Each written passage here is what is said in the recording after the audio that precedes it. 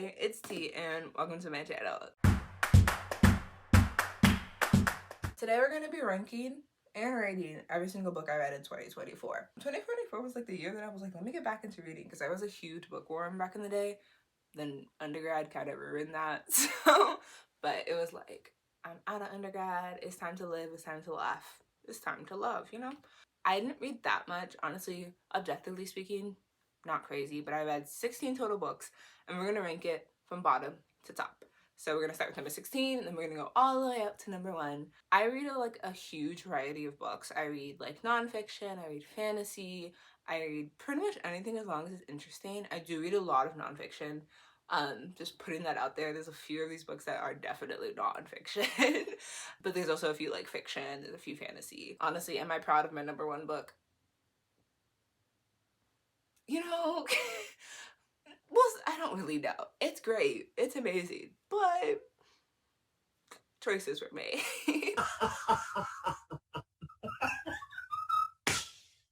Also, y'all, please bear with me. I will pronounce all of these authors' names wrong. Please bear with me. I will put them in the caption, like the names of the book and like the different author names and stuff like that, where to get them if you want to buy them. But I will be pronouncing many of these names wrong.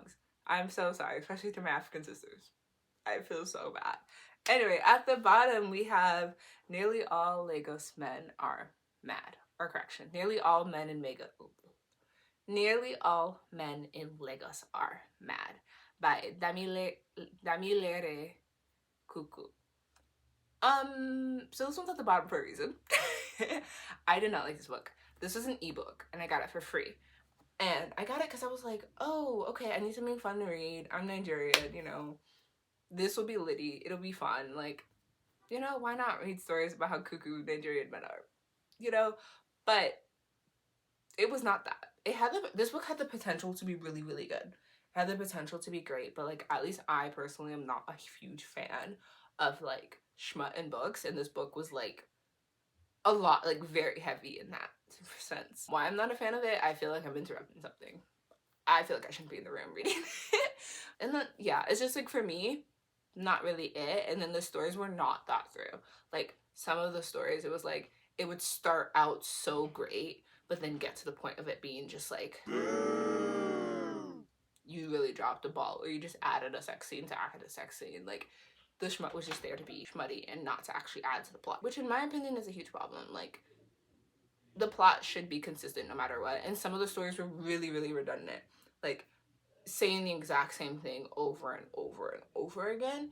And it's like, bruh, we understand that like the men are gonna have a lot of different similarities, and I understand that these are stories of women, but let's streamline it.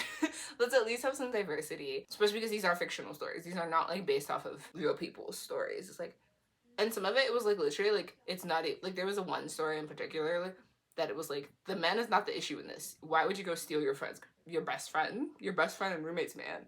You went and stole her man, and now you're mad at her. I'm confused. Like it just was not the book for me. I really didn't like it. Then the next book on my list is The Duke and I by Julia Quinn. Hashtag Bridgerton. I'm a huge fan of the Bridgerton shows. Like I've watched every single season.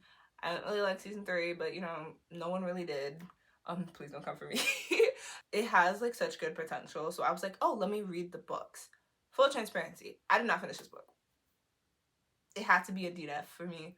Like it literally was like pulling brain cells out of my brain as I was reading this. Like I physically could not read this book. It was just not good to me. The writing actually wasn't as horrible. I just did not like the story. Like the story was just not giving what it needed to give, and like the show did it so well, so beautifully. Like no qualms with season 1, but like the way the book is written was not for me. The characters, oh my goodness, I forgot to rate nearly all men in Lagos are mad. Yeah, that one's like a -4 on a scale of 5 stars. But The Duke and I is honestly better than nearly all Lagos men are mad, because at least it had a really consistent plot. Like it had a very good plot. It had ability to like carry in it. which is why it's slightly higher than like nearly all men in Lagos Are Mad, because it actually had like, the plot wasn't that horrible, it just was not for me. Like, I couldn't stick with it. And like, again, I'm not that big fan of romance books, and there's certain like characteristics of the characters that just like were really amplified within the book. And I can't remember her name right now, but like the main character, the girl, yeah, I think like even in the movie I don't really like her that much. Kind of hard to like her in the book. The number 14, not something I'm proud of, is a fanfic book. Hashtag, this was on Wattpad. I read this on like the first or second, and I did not know it was fanfic. It's called Apathy. I had no clue, I'm not kidding, I had no clue this was fanfic until I had finished the book, and I was like, what is Khalid doing here in like the last chapter of the book? And then it clicked that the main character's name is Normani. Like, it really clicked in that moment. I was like, oh, that's why Khalid is here, because this is a Normani fanfic. But the preface of the book is the main character, I'm not going to refer to her as Normani, the main character is in dance school in New York, and she meets this guy who is great. She like falls in love with him. He's like a Nigerian who's like owns this tech company. Again, with the romance books, I know. But they like fall in love, and like they end up going back to like Nigeria together and like visiting, because he goes back and forth and stuff like that, which is partly why I read it, because I was like, oh yeah, Nigeria, we love it. Yeah, I don't know if I love this book.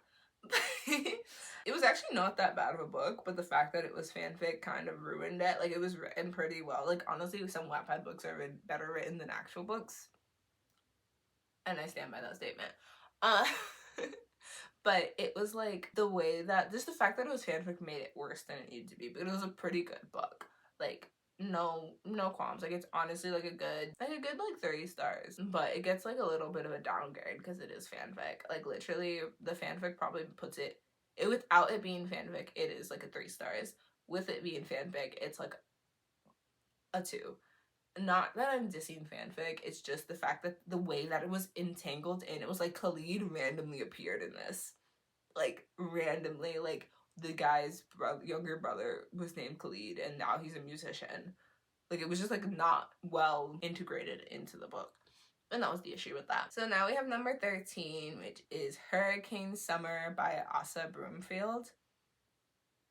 Now, arguably, this book could be number 16.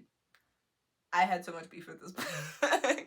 So the whole preface of this book is this girl, she's 17, and she's going back home to Jamaica to spend the summer with her father for the first time. Her father is not really in their lives anymore ever since he moved back to Jamaica. They live in Canada, so they're Canadian, they're not from the US. Most of the book is written in like pidgin English, so it's not like true English, it's not like regular English, it's like pidgin, so it has like a whole pidgin dictionary in the back of it. It was like, my issue with this book is it feels like a 17-year-old wrote it in some ways, but mostly because of how it ends. And spoiler alert, the way that this ends angers me, especially because there's a character that dies that did not need to die. Like, literally did not add to the plot that this character died. It made the plot worse. And then some of the ways that one thing that I really, really value in books is how emotion is written.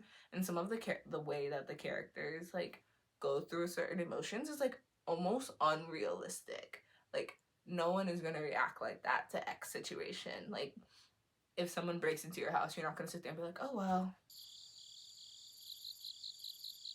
Like, you're going to panic, right? And it was kind of like that in some aspects of it. It was just like, you're not giving us what was needed to be given. So that's why, honestly, I would give this book a 2. Literally, I really can't give it a better number than that. Like, it would be a 2. Number 12 on the list is my first nonfiction book on the list, actually, and it's called The Generosity Secret by Jennifer Henson and Nelson Secrecy. I actually read this book for a Bible study that I was doing over the summer, and it was like, they were walking through it, and it's all about how to have like Christian finances, and how to do it in like a biblical way that like gets rid of debt, and all that fun stuff. It's not a bad book. It's definitely, if you're like a faith-based person, specifically a Christian faith-based person, like, go for it. I would recommend it as a book to read. It has some really good principles on literally just how to budget money, how to get yourself out of debt. It's a very practical book. I really did not have any beef with it.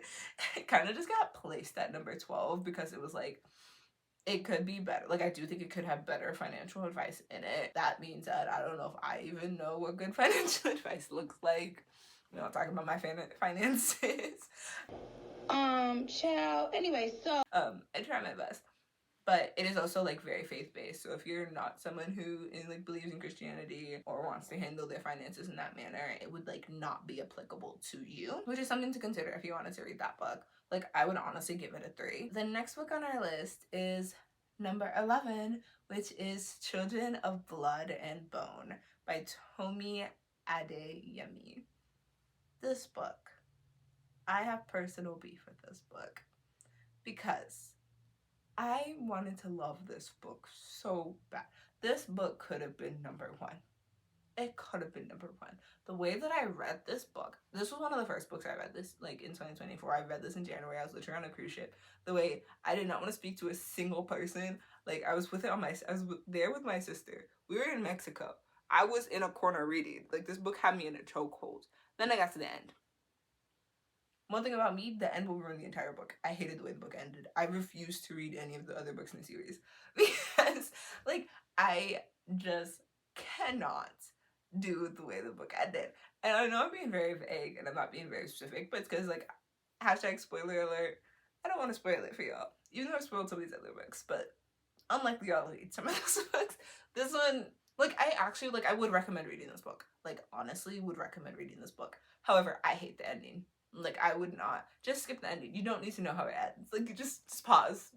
You do not need to know how it ends. Like, at all.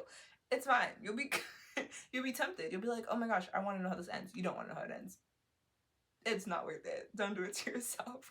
But honestly, like, I think it is pretty well written. It really shows the journey of, like, the main character and her brother, like, navigating their powers and navigating around Nigeria, essentially. And they do it in a pretty good way. Like, Tomi Adeyemi is not a bad writer. She is a good writer.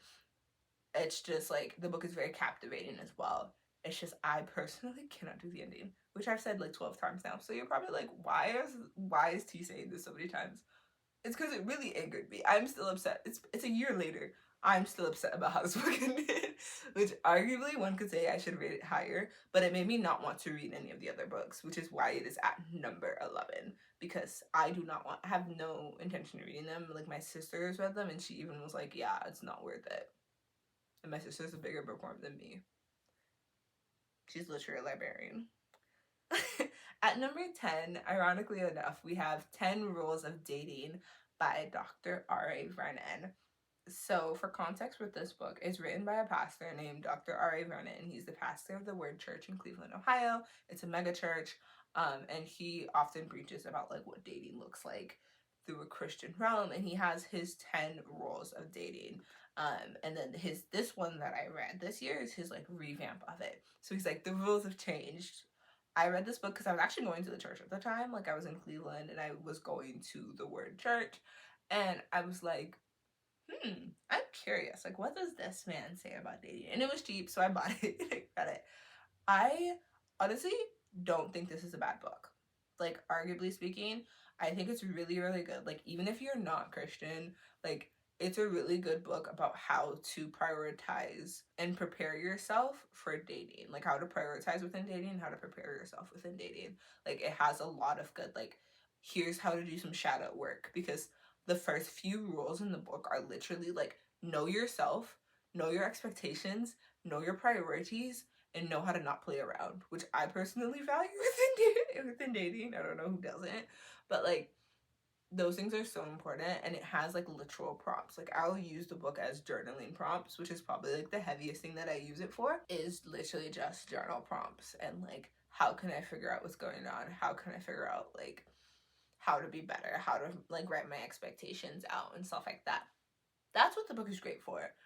It does have some really Christian things in it. Like, rule number 10 is heavily Christian based and does have, like, some Bible verses and stuff like that in it. But I do recommend it, especially from a standpoint of like, here's how to better yourself as an individual, I think it's great for that. Probably not the purpose of the book, I will admit, but I think that it's really good in that sense. And honestly, if you're like, for me personally, I believe that if I'm dating, I should know who I am. So like, you know, and I would give it a good, like, I'd give it like a 3.5, like a 3.5, 3.75 stars. That's what that book would be. Honestly, we're in the territory after like book number 13, we're in the territory of books that actually aren't that bad. Like, I didn't read, like, most of the books I read this year were bangers. I didn't read a lot of books that were like, what's that? Like, I didn't read a lot of books like that. Actually, y'all might disagree with me. Let me know if you disagree with me. Like, send me a little comment saying, T, you're wrong. But the next book on my list, I actually read an audiobook because I like got back into the gym last year, and I started listening to audiobooks while doing so. And it's Pretties by Scott Westerfeild. Pretties is a dystopian society book. It's the second book in a series of two, a series of three, pardon. And in it, it's like a dystopian society where at a certain age you have to go through a procedure to become pretty. And if you don't become pretty, you're considered like, it's one of like the uglies, and you're outcasted. The main character, Tally, is like the head of essentially like a revolution to like overthrow this government that is like very bad and forcing everyone to be pretty. But it's also like brainwashing, which is like a thing. So Pretties is the second book of that series. In that series, Uglies is on this list. I read both of them this year via audiobook, but Pretties is on this list at number 9. The reason it's here is because I hate the main character, and Tally gets more annoying in the second book because of the way that she interacts with, is it Zeke or is it Zach? His name starts with a Z, so I'm just gonna call him Z. The way she interacts with him angers me deeply. Like, spoiler alert, I believe he dies in the book. And I think it was so unavoidable if Tally took a moment to be less self-centered. And like her friends, like Shay, justice for Shay. Because Tally did not treat that girl the way she deserved to be treated. She didn't treat David right either. Like, she was not treating anybody that she was supposedly cared about right. And it's like, okay, no wonder the world is falling apart. You don't know how to treat people. Like, you don't know how to get people on your team to help you. And it's just not working. It's just like, yeah, like, Shay is gonna go against you, because Shay literally goes against her in this book because she was like, you stole my man twice, and now you came and stole all my homies, and you try to brainwash me. No, arguably, I believe that's an arguable reason to be mad. And you would do it too for a check.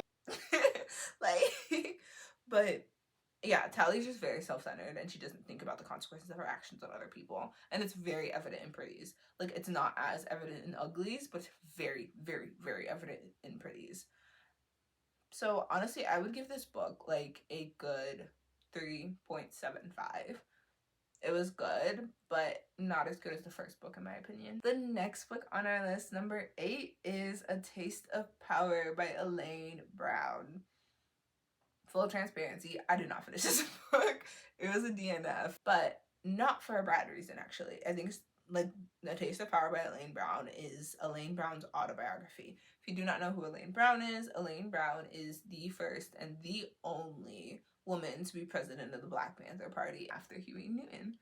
And it is a very powerful book. It is a very beautiful book. Like, the way that she articulates the things that have happened into her life. There were some parts of it that I was truly just shocked by. I was like, oh my goodness, I didn't realize that. And it's a very beautiful book, and she talks a lot about like Huey Newton. She talks a lot about the other members of the Black Panther Party. She talked a little bit about Angela Davis. I also read Angela Davis's autobiography and loved it. I read that in 2023. Probably would have been number 1 in 2023. The reason I did not finish this book though is because I needed a break from it. It's like a very dense book. It's a lot, and it's like some very, very heavy topics. There are deaths in this book. There are all sorts of things in this book, and it's a real life story. So I just needed a break from this book. Like, I will pick this book back up and finish it, likely. When? I don't really know, but I still wanted to include it because it is a book that I read in 2024, and I'm almost done with it. I think I have like 100 or so pages left, but where I just needed to stop, and it was like, okay, cool. But I will pick this book back up because it is a great book. If you want to learn a little bit about like the Black Panther Party and like Elaine Brown as a person, 10 out of 10 book. On the scale of like stars that we're rating on, I will actually rate this one a 4. The next book on our list is number 7, which is Uglies by Scott Westerfeild. You know, what can I say? It's a good book. It's a good book. I read this one again as an audiobook. I listened to this entire audiobook so quickly. I was addicted. I was so addicted. There's actually a movie on it now. The movie is nowhere near as good. The movie is what inspired me to read the book, because Uglies is one book that I wanted to read for a really, really, really long time. Like, it's been a hot minute that I've been wanting to read this book since like middle school. I just never did. My sister read them, but I just straight up never did. So I watched the movie. The movie is okay. It's very like historically inaccurate, because the book, I would 10 out of 10 recommend the book. It's so good. The way that the characters, there's so much more like character development within the book, like the way that Tally goes from like living in Uglyville to betraying Shay and the smoke is a lot more thought out, and there's a lot more process within it. Even like it's something as simple as like when she sneaks out to go to the party and she runs into, I cannot remember his name, Paris, and she runs into Paris. Like, that whole scene is nothing how it's portrayed in the movie. In the book, it's so well thought out and it's so well planned out. And the way that they trick their boards and everything, like, the movie makes it seem like it's just like a 1-2 step. But in reality, like, these kids were doing engineering. These kids were engineers on these boards, like, really learning how to trick these things out in order to get what they wanted to do done. And it's just a really good book overall. Like, honestly, it's gonna get a 4 out of 5 stars for me. The next one on our list is number 6. This is another ebook called Our Doctoral Stories by Nikki Telfer. So a little context for what this book is it is a collection of stories of Black women who have gotten their doctoral degrees in various areas. So it's not just like all psychology or all sociology or all like non-STEM, or there's some STEM majors within that. It's like a good variation between it. I myself am a STEM major and I'm a grad student who wants their doctorate. So that's actually why I picked this book up. I wanted to learn a little bit more of like, oh, what are these women's stories? Like, what were their experiences? And is there anything like I can learn from it? It is a truly beautiful book. Like, if you're thinking about going to grad school and you are like Black woman, or like a woman of color in general, but specifically a Black woman, I would recommend reading this book. They talk about their struggles. They talk about how they got through certain events, how they dealt with racism within their degree plans and their degrees. It's really just like a powerful book, and it's a really good read. And it can be a little heavy because some of the topics and like some of the people went through a lot during their degrees, but it's great to see these different stories, and they give advice to new grad students. Nicole Telfer actually has a secondary book that's like tips and tricks for your doctoral program, everything from application to like graduation. Like, it's a really good, that one I actually haven't read yet, but Our Doctoral Journey does a good job of like talking about those parts for each of the ladies. And it's like 23 chapters, I believe, so the stories of 23 women, and really just recommend it if you're looking for grad school. It's just very powerful, which I've said like 30 times.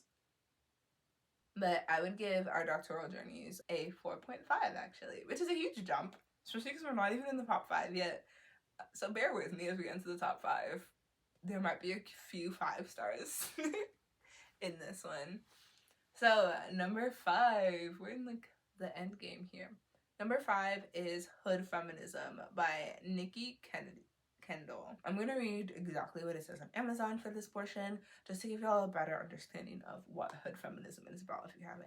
It's essentially a series of essays by Nikki Kendal that targets the legitimacy of the modern feminist movement, claiming that it chronically fails to address the needs of all but a few women.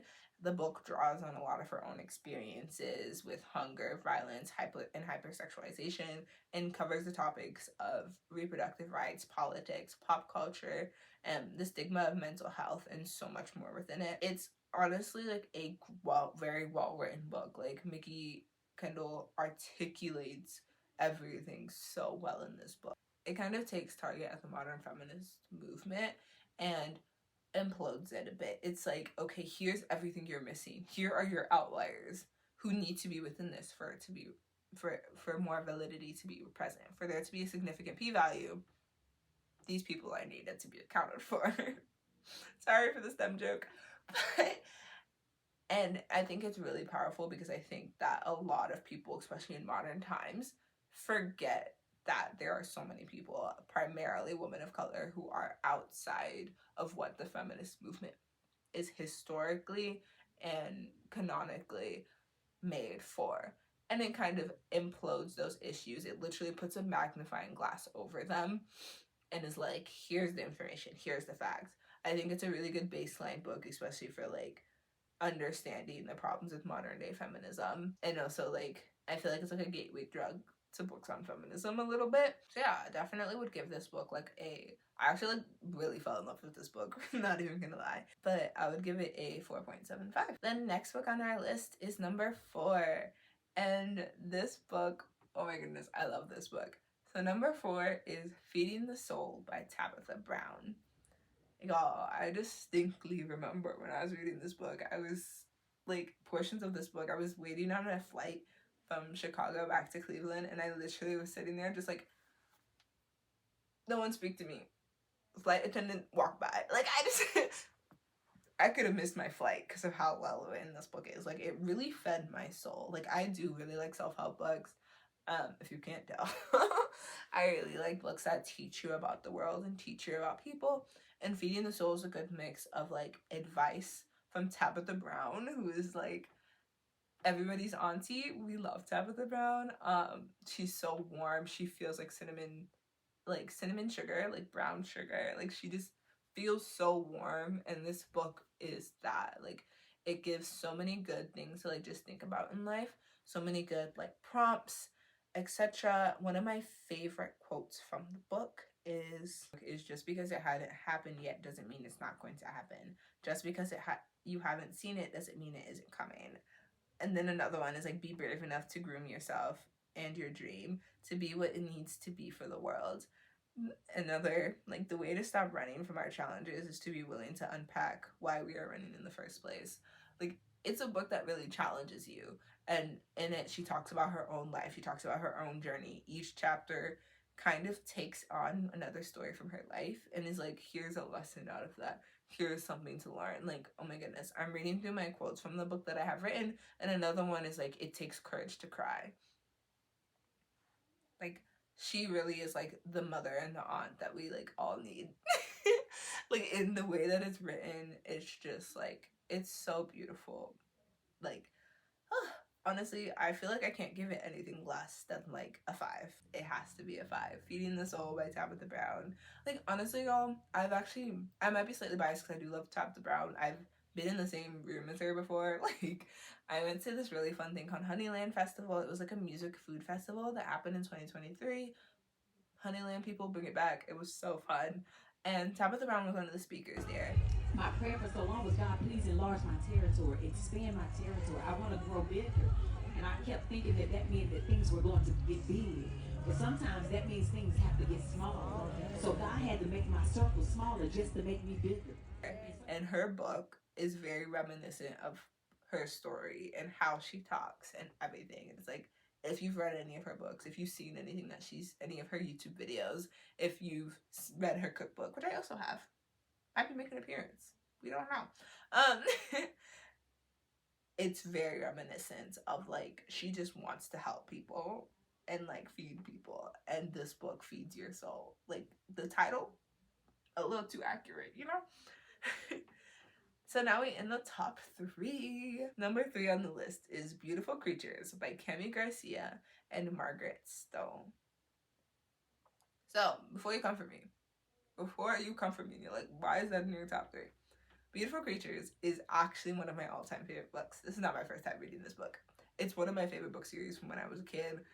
It's literally one of my, like, I could not make this list and put it any lower. It did not matter what I read this year. It was going to be the top 3. So if you haven't read Beautiful Creatures, it is a book about 2 main characters, Lena and Ethan. Lena is like brand new to this really small town in Gatlin, which I believe is in South Carolina in the book. Don't quote me on that. It might be in North. But she's new to this town and she has like some magical powers, and the two of them fall in love, and it's the story of like the two of them and how their paths are intertwined and historically and present, like, and both of their families are trying to keep them away from each other. I realize this is a romance novel. Maybe I do like romance. That's what I'm learning. But it's also like very like adventure, very like, it focuses mostly on like the magic side of things. And I've read the entire series. I've read all their books. I've read all the side books, everything. Link is my favorite character. He a real one. Love him bad. Don't ever watch the movie. I'm going to say that again. Don't ever watch the movie. The movie does not exist. We do not discuss this movie. No. But my rating for this book is going to be 5 stars. I love this book. Unfortunately, it was not getting rated anything less. I know like some people don't really like it that much, but it's also very nostalgic for me. And now we have number 2, which is Patience is a Subtle Thief by Ishola Ayodeji. Patience is a Subtle Thief literally like stole my heart. It's so good, y'all. Oh my goodness, I need to stop saying that. But Patience is a Subtle Thief is about this girl named Patience who takes place in Nigeria. So this girl named Patience who is living in Nigeria. She lives with her dad. She does not know her mother. And she is an American citizen. Key to the story.